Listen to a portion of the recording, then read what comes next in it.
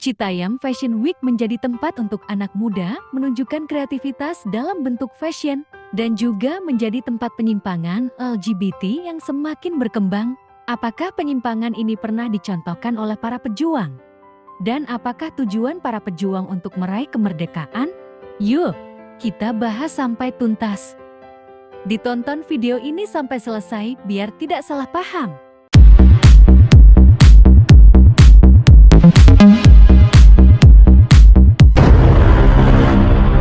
Assalamualaikum. Halo para sahabat pencari ilmu, dimanapun kalian berada.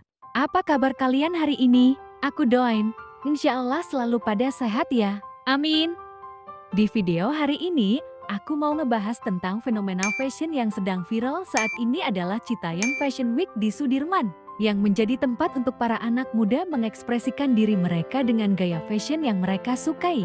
Kita bisa melihat beraneka ragam tren fashion untuk laki-laki dan perempuan, dan banyak anak muda yang menjadi model dadakan.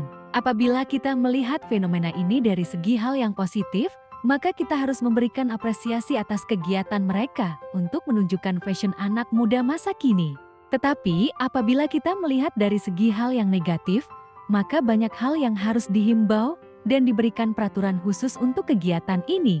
Bisa dilihat terjadi kemacetan di daerah tersebut yang disebabkan oleh kegiatan ini. Banyak juga penyimpangan-penyimpangan yang menyalahi kodrat manusia seperti LGBT yang berkumpul. Laki-laki berperilaku seperti perempuan dan perempuan berperilaku seperti laki-laki. Apakah para pejuang kita pernah memberikan contoh yang menyimpang seperti ini? Oh, tentu tidak.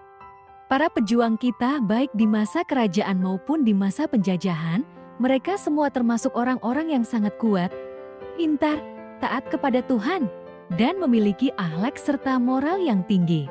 Para pejuang kita berjuang sekuat tenaga meraih kemerdekaan untuk menyelamatkan bangsa Indonesia dari para penjajah yang kejam. Apakah kita para anak muda bisa mencontoh para pejuang untuk menjadi pejuang selanjutnya untuk kemajuan Indonesia lebih maju di masa depan? Apakah kita bisa sekuat, secerdas, dan setajam para pejuang untuk menggapai impian? Aku yakin kita pasti bisa sekuat, secerdas, dan setajam para pejuang, asalkan ada niat dan tekad. Tidak ada yang mustahil. Tetapi jangan lupa berdoa meminta bantuan kepada Tuhan ya. Apa sebenarnya tujuan para pejuang untuk meraih kemerdekaan Indonesia? Kalau aku jelasin secara rinci, bisa berhari-hari dan butuh waktu lama, tetapi akan aku jelasin hal-hal yang pentingnya.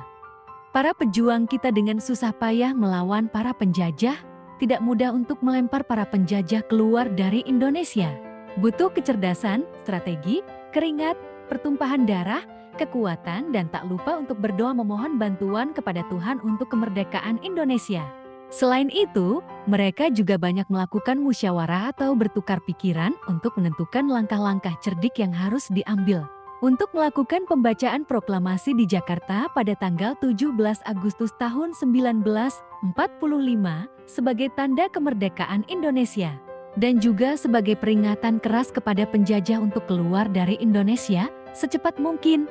Tetapi masih diperlukan gencatan senjata untuk mempertahankan kemerdekaan, hingga para pejuang meminta bantuan kepada negara lain untuk memberikan pengakuan secara internasional agar kemerdekaan Indonesia diakui dan terbebas dari para penjajah.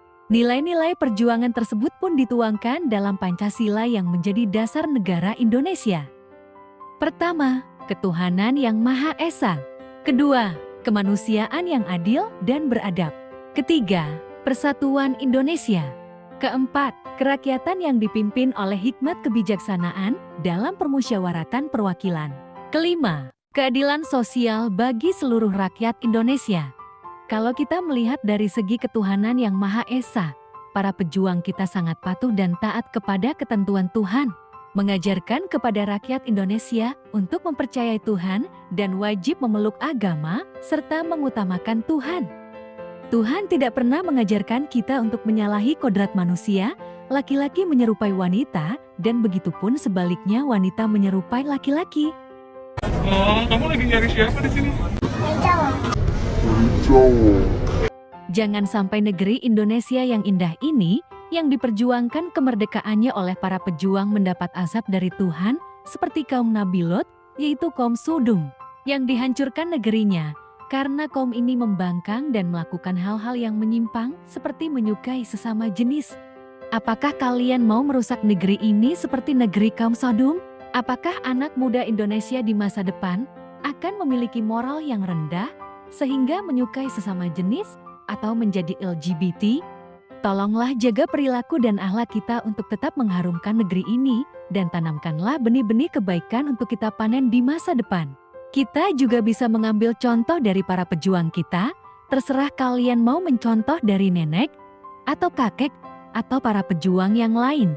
Seperti Bapak Soekarno dan Bapak Muhammad Hatta yang merupakan sosok proklamator Indonesia. Bapak Agus Salim yang jago berdiplomasi dan menguasai 9 bahasa asing. Ibu Raden Ajeng Kartini yang memperjuangkan emansipasi wanita. Bapak Ki Hajar Dewantara yang merupakan Bapak Pendidikan Nasional yang memperjuangkan pendidikan untuk anak-anak Indonesia. Dan masih banyak lagi tokoh-tokoh nasional yang bisa ditiru kepintaran dan perilaku beliau. Jadi lebih baik ke depannya, kita bikin viral orang-orang berprestasi dan yang mempunyai moral tinggi. Sebagai contoh yang baik untuk membakar semangat anak muda agar berprestasi dan mempunyai mimpi yang tinggi. Bisa kita ambil contoh sosok kakak beradik kelas 9 dan 8 yang bernama Miska Aoki dan Devin Kai Inzo, yang sukses mengharumkan nama Indonesia di kancah internasional melalui prestasi di bidang akademik, hingga berhasil meraih 85 medali Olimpiade Matematika dan Sains Internasional. Di sini aku tidak melarang adanya kegiatan Citayam Fashion Week, malah aku sangat mengapresiasi atas adanya kegiatan ini yang memberikan ruang untuk anak muda bebas berekspresi dan bisa menunjukkan kreativitas yang mereka punya.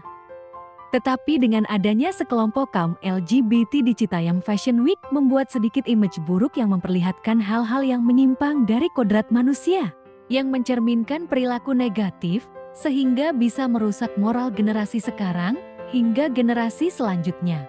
Pesanku untuk para anak muda, yuk kita contoh hal-hal yang positif dan yang berguna untuk diri sendiri, keluarga, agama, dan negara. Banyak hal yang masih bisa kita lakukan seperti belajar yang rajin untuk meraih impian dan cita-cita hingga sukses. Teruslah memiliki pikiran yang positif dan percaya akan takdir baik yang sudah ditentukan Tuhan. Tinggalkan perilaku yang negatif dan hal-hal yang menyimpang dari kodrat manusia yang sudah ditentukan oleh Tuhan. Perbanyaklah beribadah untuk mendekatkan diri kepada Tuhan agar terhindar dari dosa dan dijauhkan dari setan yang terkutuk. Bagaimana menurut kalian tentang Citayam Fashion Week? Bisa di-share di kolom komentar ya. Apabila kalian suka dengan video ini, tolong bantuannya untuk di-like dan di-subscribe untuk yang belum subscribe. Terima kasih juga untuk yang sudah subscribe channel ini ya. Semoga video ini bermanfaat untuk kita semua. Sekian informasi ini. Terima kasih telah menonton sampai selesai. Dan terima kasih atas perhatiannya. Assalamualaikum. Sponsored by